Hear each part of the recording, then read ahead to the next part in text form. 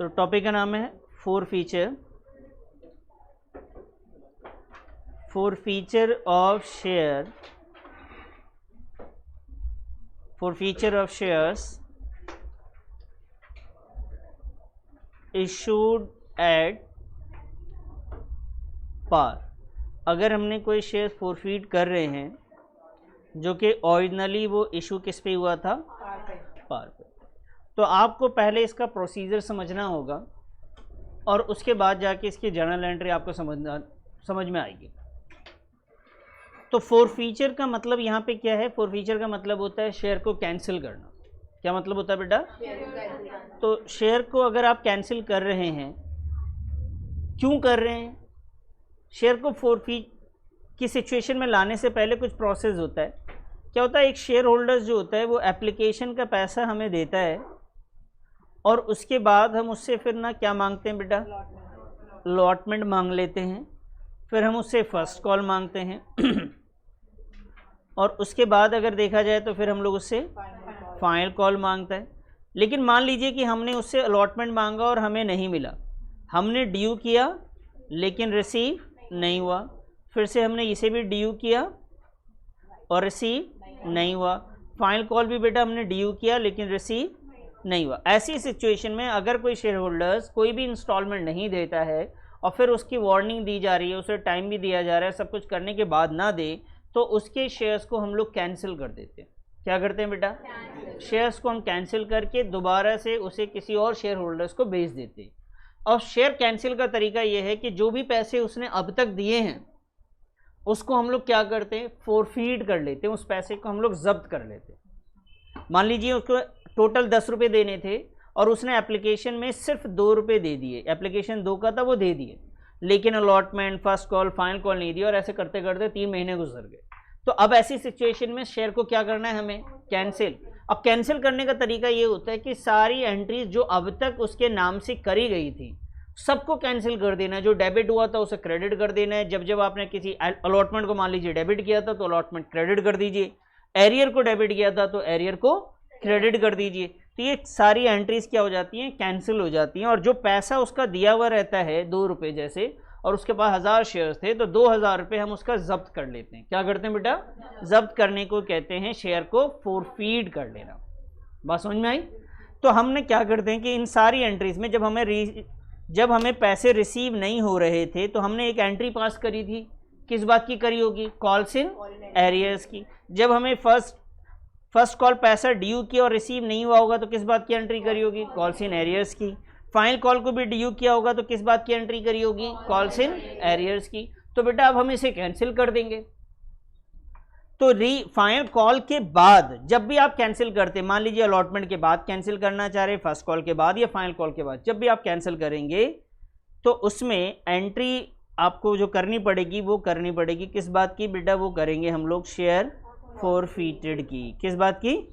Share फोरफीटेड की।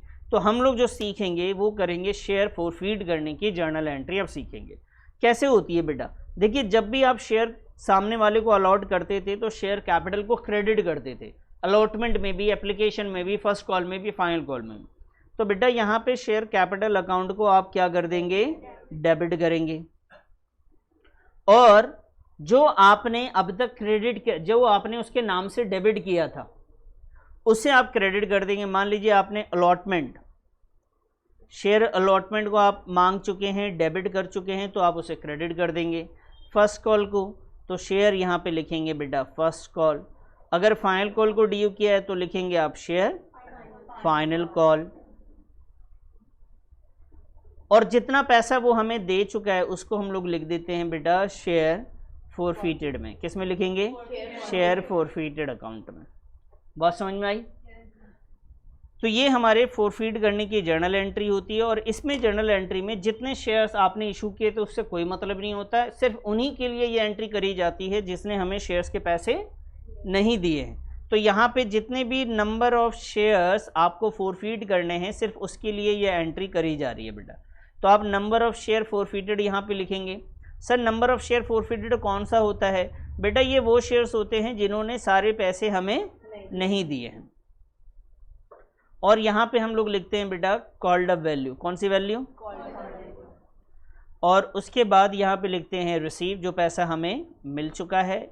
यहाँ पे लिखते हैं नॉट रिसीव, जो हमें नहीं मिला है। यहाँ पे भी क्या लिखते हैं बेटा, यहाँ पे भी क्या लिखेंगे, नॉट रिसीव। एक तरीके से ये एंट्री करी जाती है। एक और रास्ता है कि दो तरीके से इस जर्नल एंट्री को हम लोग करते हैं कई बार, तो उसमें दूसरी जो जर्नल एंट्री है वो ये है।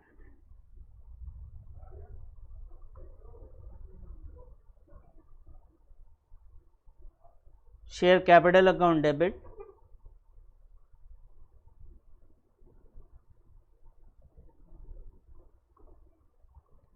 शेयर फॉरफिटेड अकाउंट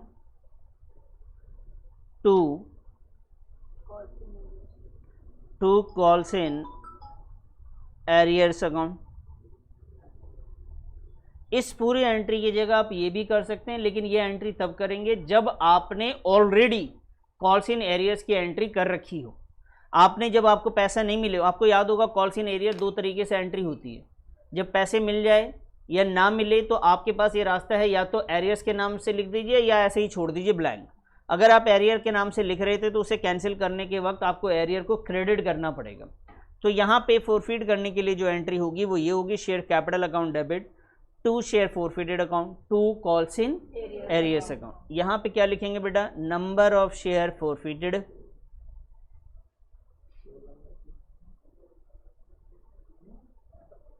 यहाँ मल्टीप्लाई करेंगे बेटा किससे, कॉल्ड वैल्यू से, और यहाँ मल्टीप्लाई होगा रिसीव वैल्यू से, और यहाँ पे किससे होगा, नॉट रिसीव से। ये फॉरफिटेड की जनरल एंट्री है।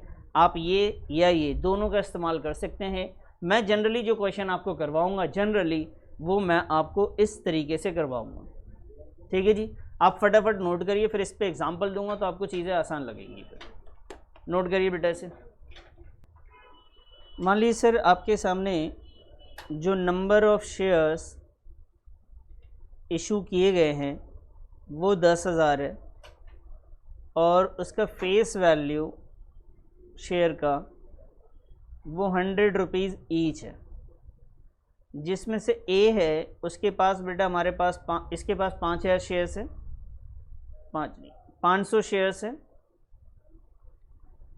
और इससे हमने अमित कर देते हैं इसको, इससे हमने एप्लीकेशन, अलॉटमेंट, फर्स्ट कॉल और फाइनल कॉल तक की बात करते हैं। भाई एप्लीकेशन हमारा था 30 रुपये का, अलॉटमेंट था 40 का, ये था 20 का, और फाइनल कॉल था 10 का। टोटल हो रहा है 100 बेटा, 100। तो हमने क्या करा, इस बंदे से एप्लीकेशन इसने दे दिए थे, तो बेटा हमने ड्यू किया और रिसीव दोनों एंट्री हमने पास करी थी इसके अंदर।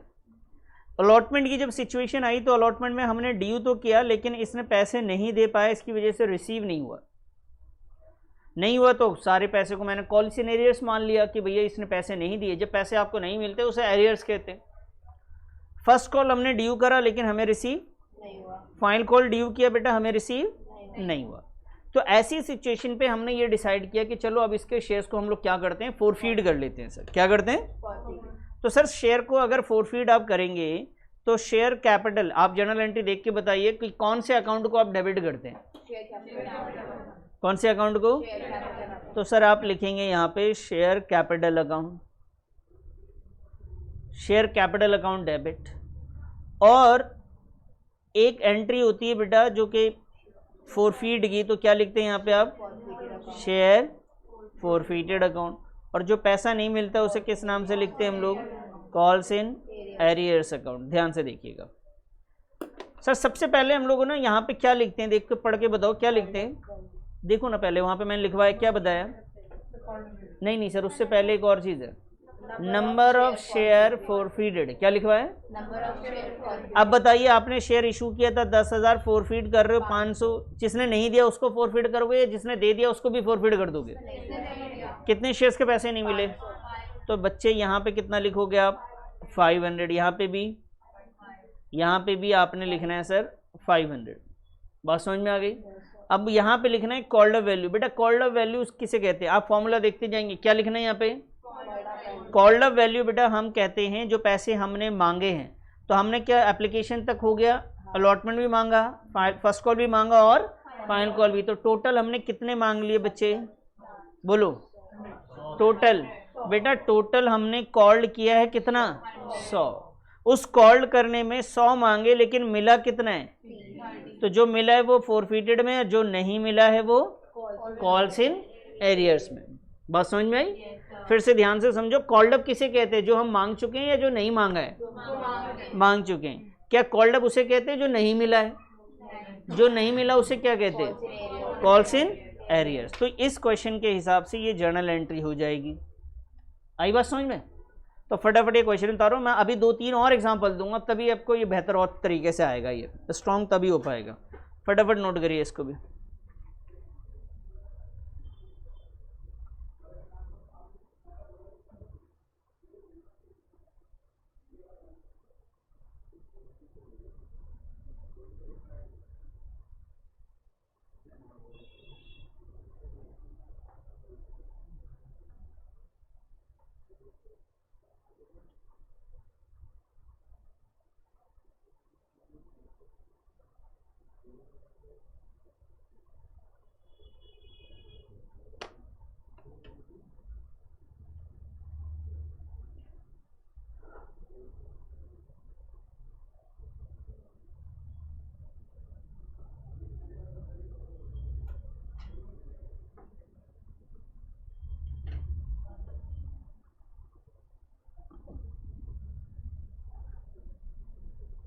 के सामने रखा है, इस क्वेश्चन को ध्यान से देखिए।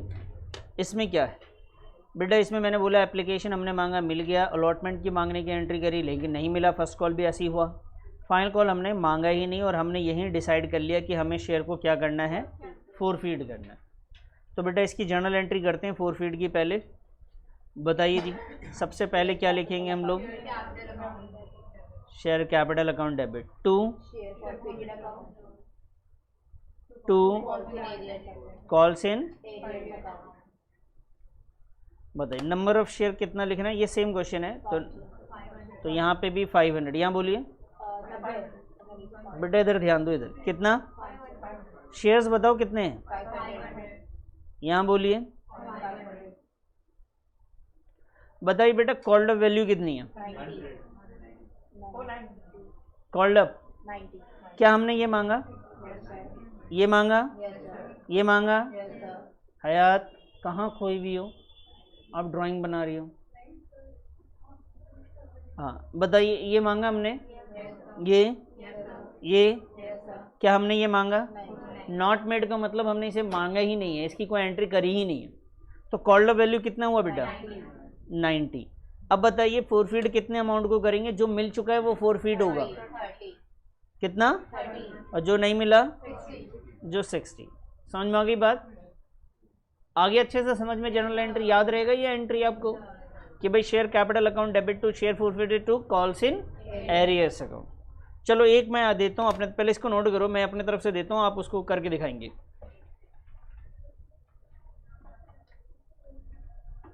मैंने आपको दिया है एप्लीकेशन इतना, अलॉटमेंट इतना, फर्स्ट कॉल इतना, फाइनल कॉल इतना, फटाफट इसको करके दिखाओ मुझे।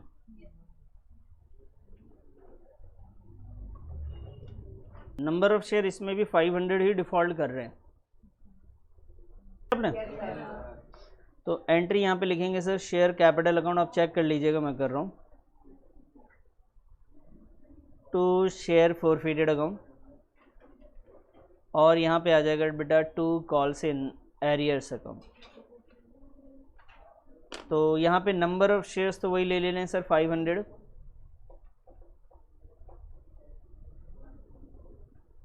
पर शेयर कितने का है यहाँ पे, मतलब ये जो कॉल्ड अप वैल्यू, और फोरफीटेड में जी, और एरियर्स में। समझ में आ गई बात, कोई डाउट तो नहीं? चलिए जी क्वेश्चन करते हैं फटाफट। टॉपिक लिखिए सर, शेयर फोरफीटेड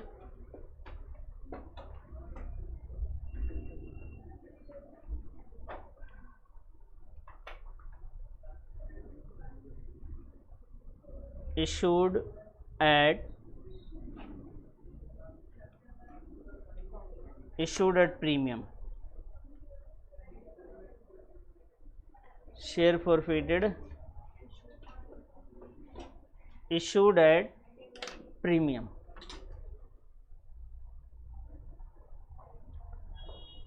अब देखिए प्रीमियम पे जब शेयर आपने इशू किया हो फिर फोरफीड कर रहे हैं, तो प्रीमियम में आपको ध्यान रखना है सिर्फ दो बात का कि प्रीमियम का अमाउंट मिला है या नहीं मिला है। अगर मान लीजिए दो चीज़ें हैं, अमाउंट रिसीव्ड है और एक है अमाउंट नॉट रिसीव्ड। हम किसकी बात कर रहे हैं? एसपीआर की, सिक्योरिटी प्रीमियम रिजर्व। अगर सिक्योरिटी प्रीमियम मिल चुका है तब की एंट्री की बात कर रहे हो, जब नहीं मिला है तब क्या करेंगे? तो बेटा अगर सिक्योरिटी प्रीमियम रिजर्व मिल गया है तो आपको क्वेश्चन में उसको इग्नोर करना है। क्या करना है सर? आता है करना? Very good. तो इग्नोर करना। अब इग्नोर करने का मतलब है कि आपको इस क्वेश्चन में समझना है कि उसमें तो प्रीमियम है ही नहीं। आपको ऐसे करना है जैसे अभी पीछे कर रहे थे क्वेश्चन, उसमें प्रीमियम था किसी क्वेश्चन में? नहीं था। तो प्रीमियम ऐसा समझ के करना है कि यार प्रीमियम तो है ही नहीं इस क्वेश्चन में, क्योंकि अगर प्रीमियम का अमाउंट आ जाता है बेटा उसे कैंसिल करने की कोई ज़रूरत नहीं होती है। लेकिन अगर प्रीमियम का अमाउंट नहीं आ रहा है, आपने ड्यू कर दिया, ध्यान से सुनो बेटा, हम ना कैंसिल किसको करते हैं? जिसको ड्यू कर चुके हैं, जिसको नॉट मेड है अभी। नहीं समझे मेरी बात को? कोई भी जर्नल एंट्री अभी हम कर रहे थे उसमें कौन सी चीज को हम कैंसिल कर रहे थे? जो ड्यू हो चुका था या जो नॉट मेड वाला था? जो ड्यू हो चुका है। तो अगर एसपीआर किसी के साथ भी था और वो ड्यू हो चुका है तो बेटा और मिला नहीं है तो ऑब्वियस सी बात है उसे क्या करना पड़ेगा? कैंसिल करना पड़ेगा। और कैंसिल करने के लिए एसपीआर जब ड्यू होता है ना तो क्रेडिट होता है, तो कैंसिल के टाइम पे ये क्या हो जाएगा? डेबिट हो जाएगा। बस समझ में आई? तो अब इसकी जर्नल एंट्री आप ध्यान से समझने की कोशिश करेंगे, लेकिन क्वेश्चन के साथ साथ करेंगे। एक क्वेश्चन लेते हैं जिसमें एप्लीकेशन है हमारे पास 3 रुपये का, सर अलॉटमेंट है हमारे पास 4 रुपये का, फर्स्ट कॉल है हमारे पास 2 रुपये का और फाइनल है बेटा 1 रुपये का। बच्चे हमने ना एप्लीकेशन की दोनों एंट्री कर ली है। अलॉटमेंट में ड्यू हुआ है लेकिन रिसीव नहीं हुआ था तो एरियर में चला गया। फर्स्ट कॉल भी ड्यू हुआ है लेकिन रिसीव नहीं हुआ है। फाइनल कॉल भी ड्यू हुआ है लेकिन रिसीव नहीं हुआ। अच्छा बताओ इसमें प्रीमियम कहीं दिख रहा है आपको? अगर बेटा प्रीमियम नहीं दिख रहा है तो नॉर्मल एंट्री कर सकते हो कि नहीं कर सकते? बोलो। कर सकते हो। लेकिन मान लीजिए इसमें प्रीमियम होता तब क्या एंट्री होती? सुनो सुनो सुनो सुनो सुनो मैम, मैंने बोला अगर ये नहीं है तो क्या ये एंट्री हो सकती है? बोलिए तो। हो जाएगी। कॉल्ड अप कितना आएगा? कॉल्ड अप फोरफीटेड में और कॉल सिनेरियर में? Very good. और अगर प्रीमियम भी है तो क्या प्रीमियम मिल चुका है नहीं मिला है? बोलो मिल चुका है। अरे बेटा एप्लीकेशन के साथ प्रीमियम था ना, मिला है कि नहीं मिला? प्रीमियम मिल गया तो बेटा उसे इग्नोर करो, उसे क्वेश्चन से हटाओ और फिर से वैसी एंट्री करो जैसे नॉर्मल होता है। तो इसका होना और ना होना इससे कोई फर्क पड़ेगा नहीं। लेकिन मान लेते हैं कि सर प्रीमियम ना इसमें भी है और प्रीमियम यहां भी है, अब फर्क पड़ेगा। अब क्या जर्नल एंट्री करेंगे? देखिए पहली एंट्री तो वही करेंगे जो एंट्रीज में ऑलमोस्ट वैसी ही होनी है। Share capital account debit to share forfeited account to calls in arrears account. Number of shares जो हम पहले से लिखते हुए आ रहे हैं वही ले लेते हैं। कितना है सर? 500। कॉल्ड अप वैल्यू बोलिए। कॉल्ड अप वैल्यू अभी भी कितना आएगा? 10। फोरफीटेड में बोलिए 3। बेटा बस एरियर के अंदर ध्यान रखना है कि जब उसने प्रीमियम नहीं दिया था तो वो भी एरियर में इंक्लूड होकर आएगा। नॉर्मली 7 लिखते हैं आप, लेकिन इस बार प्रीमियम भी है एरियर के अंदर तो मिला के कितना लिखना है? तो बताइए इसमें प्रीमियम जो है आपको कैंसिल भी करना पड़ेगा। तो जितना प्रीमियम आपका इसके अंदर इंक्लूड हुआ था, कितना इंक्लूड किया था आपने? 1। तो यही प्रीमियम को आपको डेबिट कर देना है। SPR अकाउंट डेबिट 500 इंटू का 1। अभी आपको ये अच्छे से क्लियर नहीं हुआ होगा तो फिर लो जी एक और छोटा सा एग्जांपल दे देता हूँ। 3 अलॉटमेंट 4 और sir first call 2 final call 1, total कितना है? 10। बेटा प्रीमियम इन सब में है। ये लो जी, ये मांगा मिल गया, मांगा नहीं मिला, ये भी मांगा नहीं मिला, ये भी मांगा नहीं मिला। चलो जी एंट्री की बात करते हैं हम लोग। सबसे पहले share capital account debit to share forfeited account to calls in arrears account. ठीक है जी, मुझे बताइए यहाँ पे नंबर ऑफ शेयर कितने लिखने थे? हर बार नंबर ऑफ शेयर बेटा 500। चलो जी कॉल्ड अप की बात करें, बताइए कॉल्ड अप कितना? कॉल्ड अप क्लियर है? बताइए फॉरफिटेड में, फॉरफिटेड बेटा प्रीमियम को कहीं पे नहीं लेना, सिर्फ एरियर के टाइम पे लेना है। कॉल्ड अप कर रहे हैं, प्रीमियम इग्नोर कर रहे हैं, रिसीव कर रहे हैं, प्रीमियम इग्नोर कर रहे हैं, एरियर है तो वहां पे प्रीमियम को ऐड करना है। तो बताइए यहाँ पे कितना आएगा एरियर में? एरियर में सब लेना है इतना, 5, 8 और 2 कितना हो गया? अब बताना है क्या इसके अंदर कितना एरियर में कितना प्रीमियम है, कितना इंक्लूड है? तो बेटा इससे security premium reserve account debit 500 into का 3। आ गई बात समझ में? मुश्किल? पहले इसको छापो, उसके बाद मैं आपको एक क्वेश्चन करने दूंगा, जल्दी कीजिए। क्वेश्चन आपके सामने लिख दिया, इसकी जर्नल एंट्री करके दिखाइए।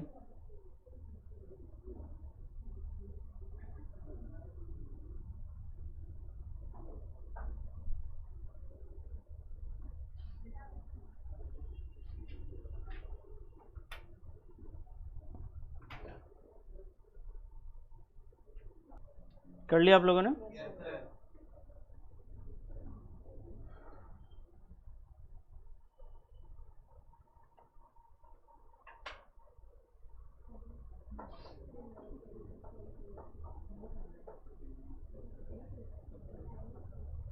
नंबर ऑफ शेयर्स,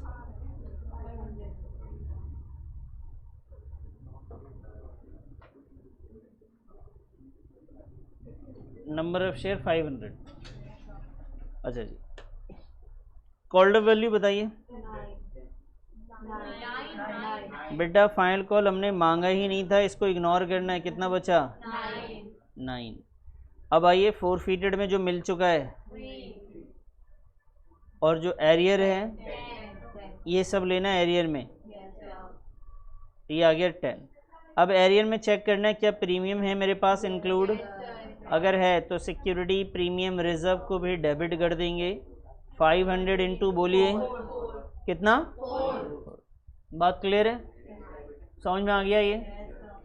ठीक है चलिए अब आते हैं सर शेयर्स को री इशू की एंट्री सीखेंगे।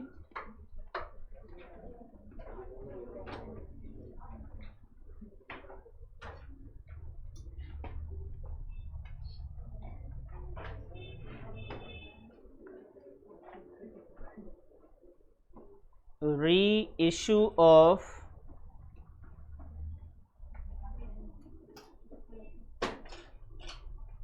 फॉरफिटेड शेयर्स, जिन शेयर को आपने फॉरफिट कर लिया था उसको आप दोबारा बेच रहे हैं। तो बेटा अगर फॉरफिटेड शेयर्स को दोबारा रीइश्यू करते, बहुत सिंपल सी एक एंट्री होती है। अब ये इस चैप्टर का ना सेकंड लास्ट एंट्री है रीइश्यू, इसके बाद एक एंट्री होती है कैपिटल रिजर्व, बाकी चैप्टर में कुछ नहीं होता। ये जितनी एंट्रीज करी हैं बार बार अब वही होनी है, इससे ज़्यादा होते ही नहीं। तो ये सेकंड लास्ट, उसमें भी बहुत सिंपल सी बात है कि जिन शेयर को आप फॉरफिट कर चुके हो उसको दोबारा आप बेचोगे, लेकिन ध्यान रखें पब्लिक इशू नहीं होगा इस बार उन्हीं शेयर होल्डर्स को आपको वो शेयर्स बेचने पड़ेंगे जिनको ऑलरेडी आपके शेयर जिन लोगों ने आपके सब्सक्राइब कर रखे थे।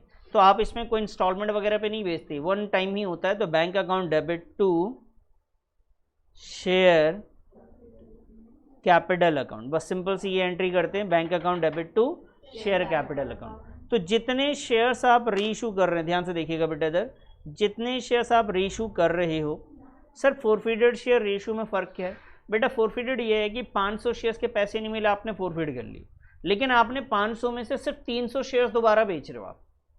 तो रीइशू शेयर्स अलग हो सकते हैं, कई बार फॉरफिटेड शेयर के बराबर हो सकते हैं, उससे कम हो सकते हैं, लेकिन फॉरफिटेड शेयर से ज़्यादा नहीं हो सकते। तो रीइशू शेयर्स यहाँ लिखेंगे बेटा, यहाँ पे एक वैल्यू आएगी पर शेयर, जो कि क्वेश्चन में गिवन होता है कि एक शेयर को कितने में आप बेच रहे हैं, और यहाँ पे आता है पेड अप वैल्यू। क्या आता है बेटा? पेड अप वैल्यू, मतलब फेस वैल्यू, क्या नया फेस वैल्यू क्या रखा गया है। अगर क्वेश्चन में ये लिखा हुआ है फुल्ली पेड अप, इसका मतलब नया फेस वैल्यू वही है जो था, मतलब इक्वल टू फेस वैल्यू ही है, वरना हर बार पेड अप वैल्यू आपको क्वेश्चन में गिवन होगा। तो जब इन दोनों में डिफरेंस आएगा, आप देखो ना यहाँ पे आ रहा है पर शेयर, यहाँ पे क्या आ रहा है पेड अप वैल्यू, तो ऑब्वियस सी बात दोनों की वैल्यू में चेंज हो सकता है, पॉसिबल है कि पेड अप वैल्यू भी 10 रुपये हो और पर शेयर भी कितना हो। तो अगर दोनों 10-10 है तो क्या डेबिट क्रेडिट में कोई डिफरेंस आएगा? नहीं आएगा। लेकिन आपका जो शेयर है पेड अप है 10 रुपये का, लेकिन यहाँ पर शेयर है 12 रुपये। 10 रुपये की चीज़ को आप कितने में बेच रहे हो? तो फायदा नुकसान? फायदा है ना। कितने का? तो 2 रुपये आप एक्स्ट्रा बेच रहे हो ना बेटा, उसको आप बोलोगे सिक्योरिटीज प्रीमियम रिजर्व। क्या बोलोगे सर? देखो इसे लर्न करते जाओ, अभी जब मैं एग्जांपल दूंगा आपको सब समझ में आने लगेगा, जैसे बाकी अभी आया है। ये कैसे आएगा बेटा? यहाँ पर जो भी रीइश्यू शेयर्स होंगे और जो क्वेश्चन में डिफरेंस आ रहा होगा डेबिट क्रेडिट में, वो लिखेंगे। अच्छा सर, ये क्रेडिट में डिफरेंस ना आके डेबिट में आ जाए। बेटा अगर डेबिट में आपके डिफरेंस आ रहा है तो आप लिखेंगे यहाँ पे शेयर फॉरफिटेड अकाउंट। क्या लिखेंगे सर? ये क्या होगा जी? जो भी रीइश्यू शेयर्स है मल्टीप्लाई बाई डिफरेंस, जो डिफरेंस आएगा वो लिख देंगे। ठीक है सर। अब मैं क्वेश्चन की बात करता हूँ। मान लीजिए क्वेश्चन हमारे पास ना में 1000 शेयर हमने इशू किया था, 50 शेयर को हमने फॉरफिट कर लिया, 50 में से हमने 40 शेयर को क्या किया बेटा? रीइशू किया। पर शेयर ₹10। एक शेयर को कितने में बेचा? Comma ₹10 fully paid up, ₹10 fully paid up. अब इसकी जर्नल एंट्री करनी, आप ध्यान से देखना, एंट्री वही होगी एक ही। क्या होता है? बैंक टू शेयर कैपिटल, बस ये एंट्री होती है। एंट्री क्या होता है? Bank to share capital. मुझे बताओ, ध्यान से सुनते जाना। बैंक टू शेयर कैपिटल आपने लिख दिया, मान लो, चलो लिख ही लेते हैं यहाँ पे, bank account debit to share capital आपने लिख दिया। लिख दिया सर। अब बताइए कितना शेयर आएगा, यहां से चिटिंग मार के बताओ कौन सा लिखते हैं, इशू लिखते हैं, फॉरफिटेड शेयर या रीइशू शेयर्स? कितना लिखूं? अरे 10 बोल रहा है, कितना लिखूं? 40। अब बताओ ये क्या लिखा हुआ बेटा?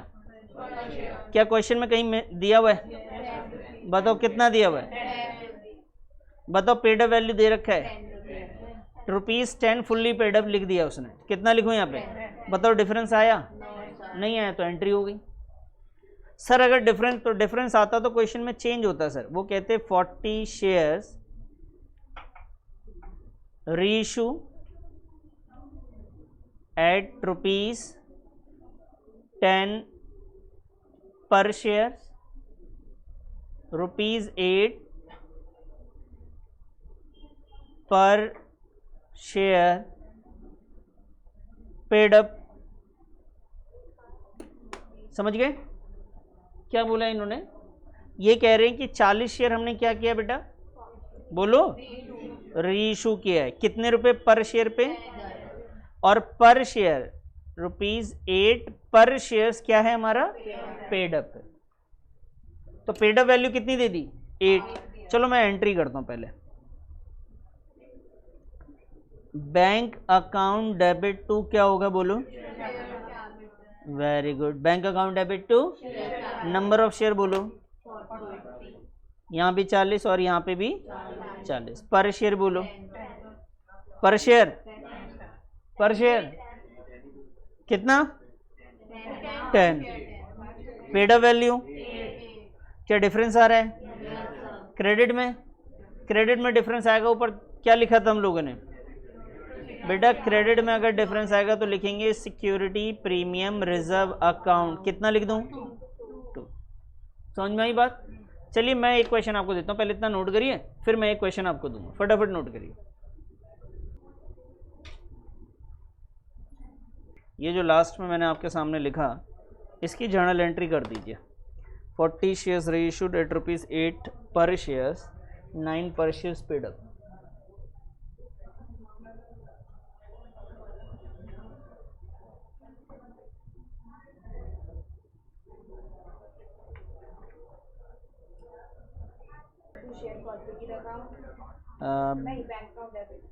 Bank account debit to share capital account, ये तो लिखेंगे ही। ओके जी, अब बताइए यहाँ पे नंबर ऑफ शेयर कितने हैं? यहाँ पे भी ठीक है जी। पर शेयर कितना?